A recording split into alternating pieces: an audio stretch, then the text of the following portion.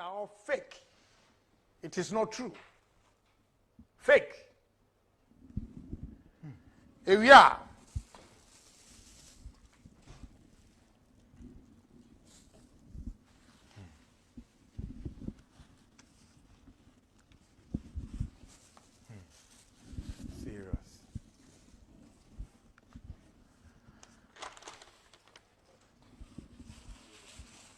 Hey, yes, moja, and yeah, the most healing power. Yes, moja. As often catch and plain say, yes, no. Wo yes, abre ni moja wa senka are. Wo mo asofo for na gaje mi o. Enka are. Now, also mo di sobolo. Sobolo. Say Ghana of America for there's a beetroot to say they and any say we see. Beetroot. Sobolo. Edin suego. I say hibiscus. America for us beetroot. And then this way needs to say, I say mojano. Now the insure I won.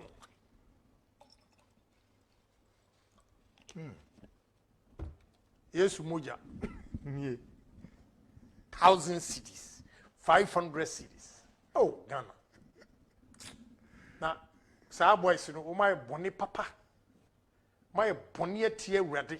Now, Obia will use Yankopon Ding Eddie Bonny say will get his punishment. That I believe in. Many new many, but me believe so. Be a bear bonny as I see be at Obenya Huakatia. Nessa wow kofa so bolo. Now the ensure one. Now Toma Unia 500 Ghana cities. 500 Ghana cities. Yankopon umbidi. Me ya way in our chama moon. Say Adiana me ye no. Soon be any Maybe. Omu you saw my green home deep tram keke. Into money now. Where dear a suffer for now confession. And one buy.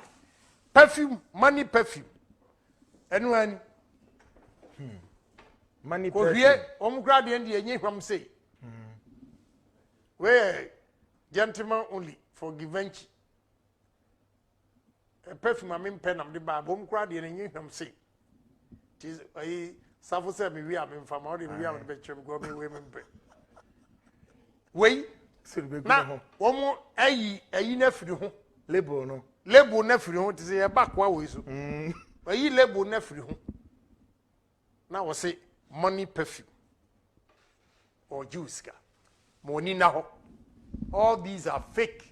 They are all fake pastors. Yes, sir. Naakwa Insio. Jericho Miracle Church International. Where Koshini what the Gratwa. Yes, who are Kosu me young could be fee, Chema Bute. Or Sima Mundi, Miss Mebodi, because Mecca. So Naakwa bedda, the fear Suma, ma, say. They said they are not so good, or Benuma Drew, when you obey Yanumo, because Mecca more.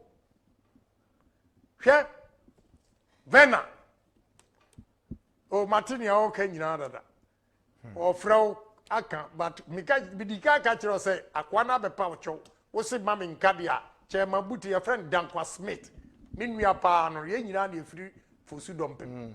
Ya no obi kire nso wonko hu no. Nti o se se meka no wasem a na sori gudi a ene obanum aduraw. Mebisa ahwefo no etiefo se why se osofo wei ampa se wo tumi a enko betu mirika akọ minua no ho akodi grato akoma no adafom asu se Samika, na sorry who was 7 na sorry good year. Obanuma drew, any anum ne woman because I feel number can more. And then come the information if you have more. Hesa Obinsio. Any Vena oil, water. Vena water.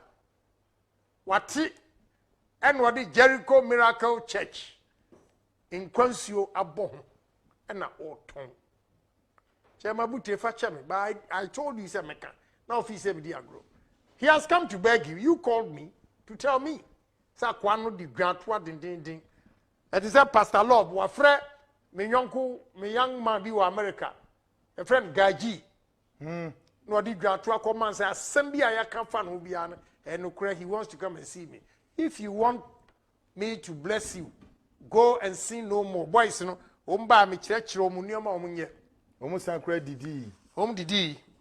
Na, so asem can say, ye can. Aya can a man so dear. Ne man so tempti omu papa. Very. A man tempti asofo. Also be a wa deliberately. Or basse, or be pet, or sofo. Into your shed up at Tanaho, no a barn in name say. Was this all do Saturn so bompire man crana? A new baby a crown with John want to form. Now I suppose you. Yeah, see a man. And no na Pentecost elder no catch them say. Or ye producer, a music, what? Gospel producer. Artist, okay. Producer. Or say applications are. Womudia brano say on fama sofufu. She say ma a pet a sofufu. Obi say why am say a sofufu no wuska on betimi atu omo rent. E betimi ato dan ama wo mu. E betimi ato car ama wo mu. Inti application o say application ba ko obofo de no wan kokanti girl no kura ne na yaka. O so opo obofo. E na kwa no ya akwa no an kokan kire obofo nti girl ne na yaka. Asemeni. Oh, Mr. Confession. Omu akasa asofufo mienu ene ba. Manase abo omudin. En cafe na kambe tete mu no ba se chale. We do akwiti we de. Me anye confession ni yanko. Ansana. Na ne na awere ho. Kana fo ma mmani na ho. Ni awere ho pa ni se. O se. Omienu nyina na ka chem se. So ba sorry na upenu a. O shada friend ba counseling na de ehu hye no mu na de nioma etu ne tirim wo wi a no aka kire nse o pe no afa no no wo aka kire nse ya ware wo sunsum aware sunsum aware enti wo de sa de ewei ehyewa be so oba no ade enum na sunsum aware no nipa kura awa no sunsum na jai na in unison both of them Osi emra odi ade ni esom etiefo ni ahwefo momfa ncheme osi emra odi ade ni so oba na ba na nam a odi ade ni som na ono so na yi ne to aso I swear to God gosh ta num wo so what you mean that is what is going on also yes o catch us say oba bi say no mu kodware no oboa oba no afa no a ope oba na fa no na wakase bibi esunsuma wade say na wo na osi ekodwaro oso the moment oba no be yi no na che so we ready and no de obefa no these are confessions from pastors at least me I've been able to convert a pastor back also can na sem ni wi na o se me ho atom opekura bom first na me suro so bom and na me se me nya adwuma ni bi e hunti no bomidini me ko efutu ade ama mafa enti upa bomidini a wode oil egu oba no ase me mentimi nkan yi e ho de se mu nyina mote ase aba ni nem wode gu ho na na wode na yi ne ahye apamali ye to aso ote ase how wicked can you be abrochira nka we nyina a rape enti samu kwa sorry e ma no counseling no amoko moko nyina apo no mo de tum trim wan na wakọ no ho a watumi aka sem dede bi a kyerɛ except ehu a wo mo de show mu wan fa hu na show mu a wadwene no ebeda ho ti da bi om de ehu ehye mu ansana wo hu se ehu no adwuma na wo ben no then wanya wafa akwa baako okofa abrewa bi young one also adi 40 ono na sorry no okofa abrewa baako ena ono ankasa ni confession say da bi ya wo gisika free abrewa da bi wo gisika free na abrewa say wa makoto asase na say yaji ti 60,000 opa wa ankasa ko gisika no de o say na maame ni fee say ontumi nko gisika no ti okoya ya na nkofo no so gisika no ma Omdi man we are maamini se oginisika. Na okachire me osi. Ebi ho a owo asori fie ho ana oti isle go maamini so ti isle go. Na wafre no. Afre no Osi maame no te ho, osi fa maduro mame, fa say mame. Ena okoto mu. The way was it, you can't answer begu. Till we dimrika. But omani me kasa ya mi tu omu funu. Walk on a relief. Very poset me cancer. And you believe is that we law school. Akaso become makola. And wobo brewe. Yes, we law school. Akaso become makola. And this is what they are doing. All in the name of money. So they use God to deceive people. We need to wake up. We need to wake up because religion is impeding progress in Ghana and Africa. Momo sa ayiri mami. Me nyesho say asa wo yofo ayiri. Ah, it's a video no. Okay. Sa video. Me wi ansan ma Cecilia Marfo. Okay. Me man warning. All right. When nyai Cecilia Marfo. Very evil girl. Me penny on pa, but me kwa a video and I'm showing you my why na. So disgusting. Now why all of a sudden Ghana for moon to me and the person so one of the any healing powers or so one who say be a more tinted you. Cecilia Marfo your boy a free pon kwa se bibi. Yeah, you know. Yeah. Oh, me boss. I could be a sorrow tema potem honey. I have a lot of on her. We cannot. Na Ghana for man tie ni yi. The bia obaya boni na bema be ka dia and you are attacking women. You are attacking women. So me sound word of caution to the women. So we cannot allow this woman, especially coronavirus abay ya bie ukotiti intention. It's so disgusting. So disgusting. Me share video no ni I will do no what intensio e de agu no. Are you mad? Disgusting. Otumi hwa sum. Now, and then what you mean as fake powers in his heart. Get ready. I will face you.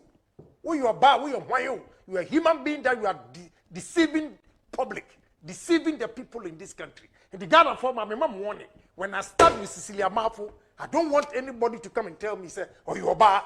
Because you are in air time. It's a disgrace to women. Say, to me, a tintesio, pa. Now they are good on young quanum because you are power. You are foolish. Upatra means who are more dear. Upatra, who revelations are never out. We cannot allow these things to go on in this country at all. But the man may catch them. A drew will be your bar, and on your bar, and Oba, he's deceiving people more than even a member to say obedience. So we are not going to sit there for them to deceive people, especially under this COVID. Or say, be or say, but it tells you, me monitor na soro. Opa, ye too known. Neko kote intensio gu nkofo nu. Na wo mfere. E dey ska na ope. Wo to nyom ti wa nyeska. E fe de wo de kalabule. Wo prophecy wo konya no. Wo nya prophecy ewe. E ya kohwie oba wo timi se na ni brade. E na wo bobon nkofo aso. Na Ghana force wo timi se jimie de we are naturally born bad. Jimie any boni. Ashema. Ya ni mienu nya na yakabom. Ye ntimi mfa nya de papa bia. Na otiro na wonyonko ba e tintesi ogu anum 1 minute you a fool you tintesi ogu anum no 1 minute are you dumb wonim yade e won